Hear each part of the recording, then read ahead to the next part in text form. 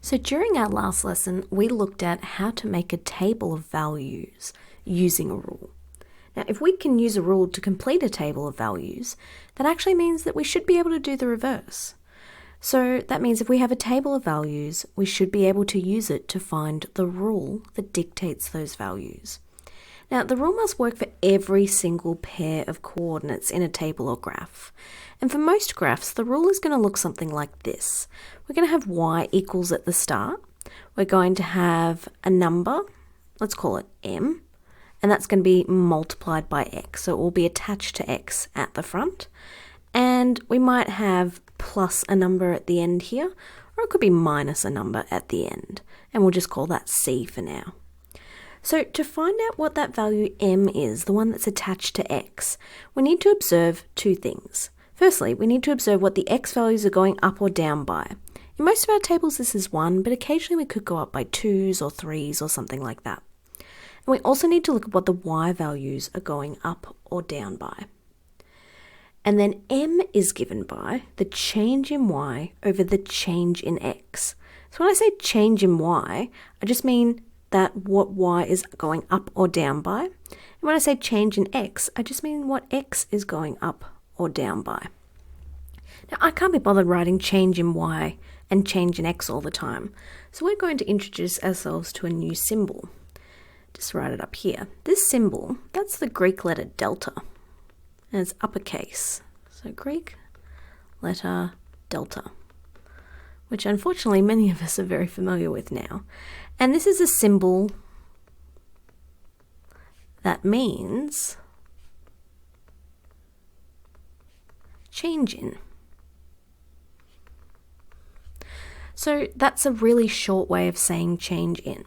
So we said before that m can be written as the change in y over the change in x. So instead of writing change in every time, I could write delta y over delta x. It's a really nice short way of writing it. So that's how we're going to find m. That's the value that was multiplied in front of the x. To find c, the number that was added or subtracted on the end, what we're going to do is we're going to find the value of y when x equals 0. If this value isn't on your table, we might need to do a little bit of investigating and consider what number needs to be added or subtracted to make the rule work. There's a few strategies we can try. So let's start off by looking at our first set of tables here. Our first table, I should say. So we want to find the rule for each of these sets of tables. So let's look at this first one. We have x is -2, -1, 0, 1, 2, 3, and y corresponds with -3, -1, 1, 3, 5, and 7. Now each of these represent sets of points. So this would be a point -2, 3. This would be a point -1, 1. This would be a point 0, 1. And so forth. So let's do what we had to find. We wanted to find the rule, and it's going to look something like y equals mx plus c. Firstly, we need to find out what m is. So 1, find m. So to find m, we had to look at what x was going up by each time. Now you might like to start looking here and saying, well, -2 to -1 means it's going up by 1. But you might find it's easier to start looking in the positives. So that's going up by 1. So that's the change in x. So +1 is the change in x. It's going up by 1 each time, so we've written a +1. Now let's look at the change in y. Again, you might find it useful to look at positive values if they're available. So y is going up by 2 each time. Remember, x is on the top row, y is on the bottom row. So this is the change in y. So let's write down the steps. We wrote find change in x, 3, well, I guess they're sub-steps. So maybe I'll just do little dots. Find change in x, find change in y. Step 2, I guess all we're doing is finding m. Oh no, that's okay. We'll just write it as step 2.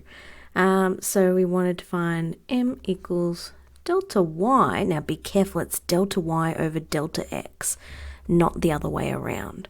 So m here, let's keep it with our color coding, m equals delta y over delta x.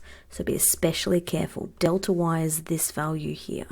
So we're going to have, you could put +2 or you could just put a 2. And delta x is just 1. And 2 divided by 1 is just 2. Okay, so we're part of the way there. We've found out what m is. I guess our next step, I've sort of gotten muddled with my numbers here.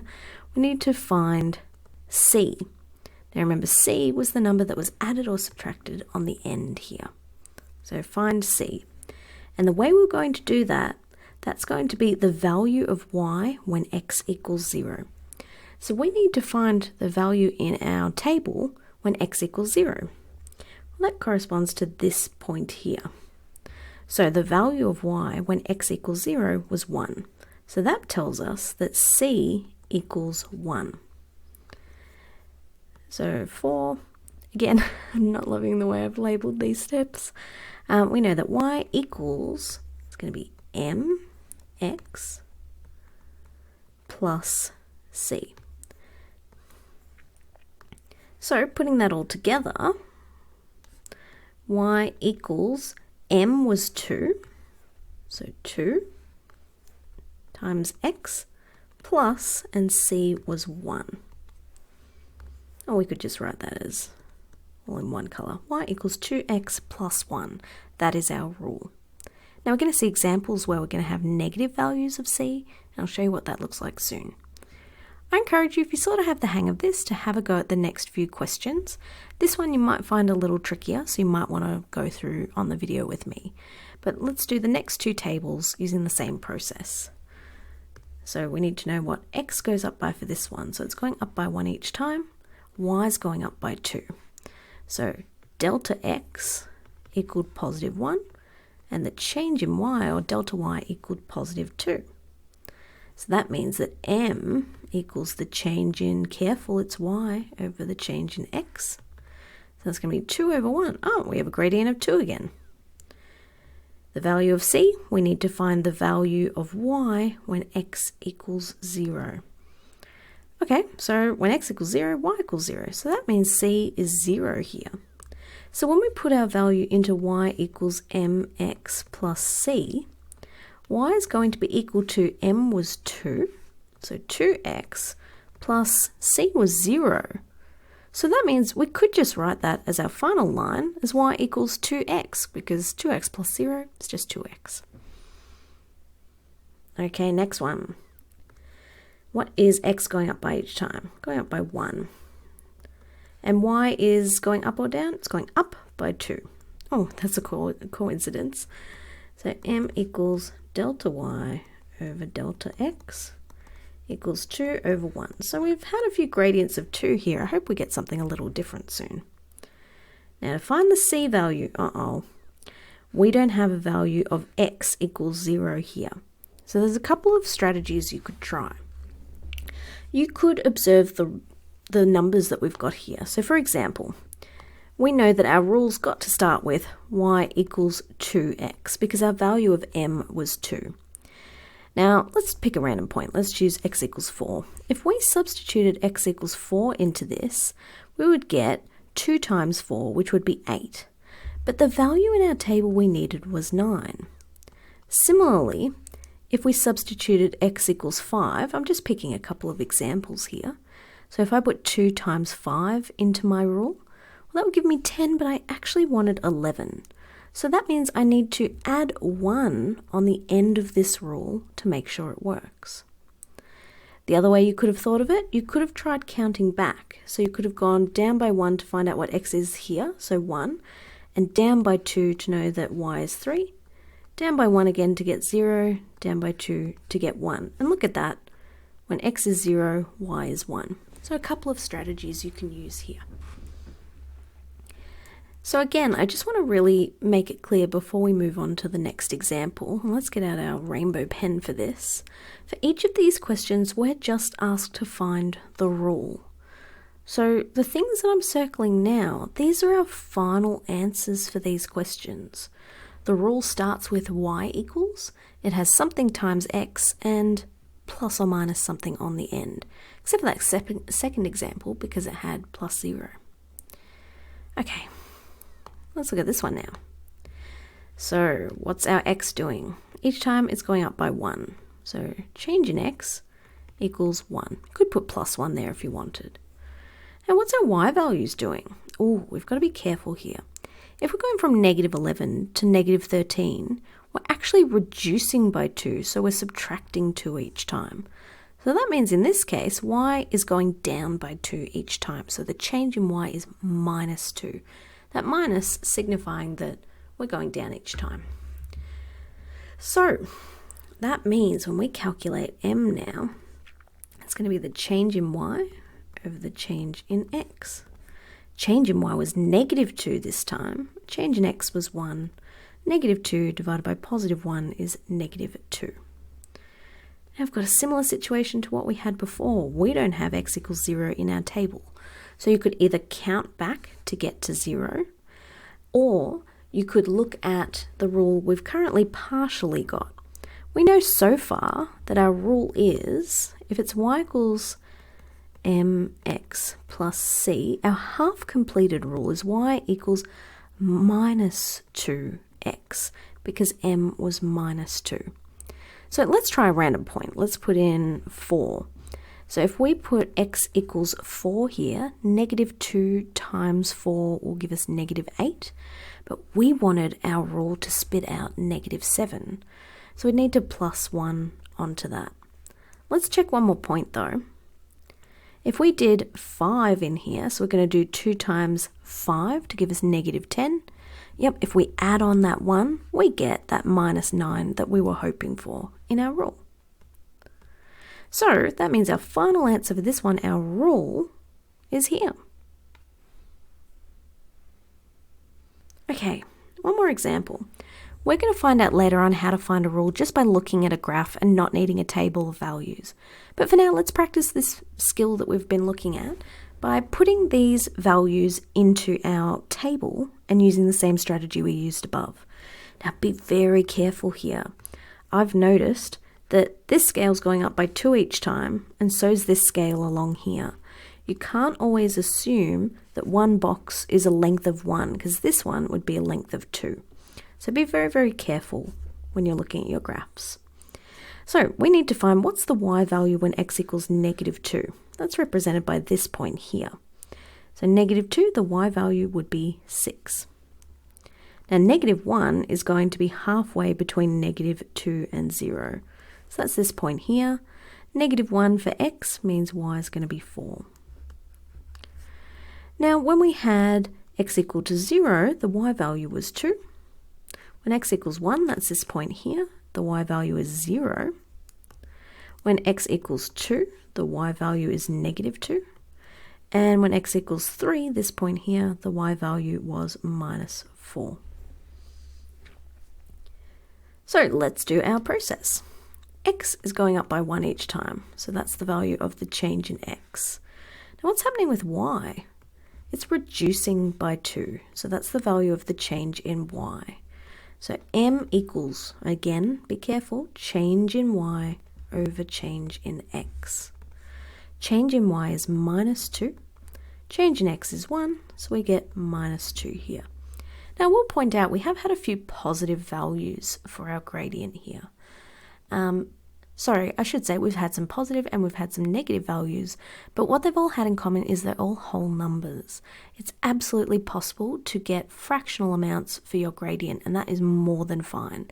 So if you get a fraction, leave it as a fraction. Don't bother changing it to a decimal. Fractions are pretty good for gradients. So the last thing we need to do is we need to find out what c is, and luckily in our table here we've got our value when x equals 0. So that tells us we look at the y value attached to that x equals 0, and it's 2. So our rule in this example, remember y equals mx plus c. So y equals negative 2x plus 2. Now we haven't had any examples yet, and perhaps we will a little later, but if we had a negative value of c, so for example, just say you'd found m was equal to -1/2 and c was equal to -3/2, our rule could be written as, so this is a separate example I've just made up. So that would be y equals, we're going to have m minus 1/2 times x, so just put the x there. And then instead of putting plus minus, we could just write -3/2. So that's kind of wacky rule that we could get, but that's the right way to write that kind of rule. Okay, last example, we have a repeating pattern here, made up of hexagons and squares. H is, now this is nice, we've got an example where instead of x and y, we've got h and s. We can manage that. So h is the number of hexagons. Because it's the first number in our table, that's a bit like our x value. And s is representing the number of squares. So here's s. It's the second value in our table, so that reminds me of our y values. So let's count up. In the first example, we have one hexagon here. Let's get this pen. One hexagon, but we have 1, 2, 3, 4, 5, 6 squares. In the next example, we have 2 hexagons. So 1, 2. How many squares do we have? 1, 2, 3, 4, 5, 6, 7, 8, 9, 10, 11. Okay, let's keep counting. 1, 2, 3, 4, 5, 6, 7, 8, 9, 10, 11, 12, 13, 14, 15, 16. Okay, we've only been given 3 of these images, but I think we can use our pattern that's emerging here. So we can see the h is going up by 1 each time. And what is the s value doing? Well, if we go from 6 to 11, that's plus 5. Is that true of the next one, 11 to 16? Yep, that's also plus 5. So that means the pattern has to continue. So plus 5 here, because the x is going up nicely by 1 each time. So adding 5 to this means when we have 4 hexagons, we're going to have 21. That's 16 plus 5 squares. And then adding on 5 again, we're going to have 26 squares when we have 5 of those hexagons. So we want to find a formula connecting h and s. And remember, h was like our x value, and s was like our y value. So instead of writing, although let's write it first off, y equals mx plus c, let's just replace that y with an s, and we'll replace that x with an h. Now on the side, we'll find out what m and c are like we did before. So m is going to be, oh, my computer froze for a second. Oh, it's all good. Okay, so it's the change in y over the change in x. You could do that as change in s over change in h, if you preferred. So that's going to be 5 over 1, so m is just equal to 5. Now, we need to look in our rule, do we have the value when h, or what we normally refer to as x, is 0? No, but we could count backwards. So if we subtract 1 from the h value, we need to do the pattern backwards for h, so we'll minus 5, so it's going to be 1. So c will equal 1. You could also use the strategy of knowing that we have to have 5h, because m was 5 in our rule, and then substituting in a value, and you'd see that we need to add 1 to get the correct value spat out by our rule. So that means s, the number of squares, is equal to 5h plus 1. If you preferred, you could have put a line in here where you wrote y equals 5x plus 1 and then changed the x to h and the y to s here. Now, this is so powerful because it means we don't need to draw any more diagrams. We can actually find the number of squares if the pattern contains 20 hexagons. 20 hexagons would mean h equals 20. So s is just going to be 5 times 20 plus 1. Although it is good practice to write the rule before we substitute. So I'll go back and do that now. So s is going to be 5 times 20. We do that first because of bid mass. It's going to be 100. We'll add 1. So the number of squares is going to be 101. Now we should do a worded answer here. So there will be 101 squares. Now the next one, it says if 61 squares have been used in the pattern, how many hexagons are needed? So we want to find h, but we're told the number of squares. So if we do s equals 5h plus 1, well, we actually know that s is 61. So that's going to equal 5h plus 1. So we need to solve an equation here. So solve the equation. So I like to flip it around first, so I've got it looking a bit more like that. We'll take 1 away from both sides. 5h is going to be 60. Then we'll divide by 5. H is going to be 12. So there will be 12 hexagons. Remember everyone, when we have a worded answer, when we have a worded question, we need to have a worded answer. So we've satisfied that there. So remember, we talked about finding the rule using a table of values here. We needed to observe what the x and y values were changing by each time, and that told us the number multiplied by x, which we called m. We found m by finding the change in y divided by the change in x. To find c, we had to find the value of y when x equals 0. And if that didn't appear on our table, we talked about 2 methods we could use. We could count back to the value, or we could observe what we needed to add or subtract to our rule to make the rule true for our values. So have a go at some questions practicing this, and remember, be careful with your signs.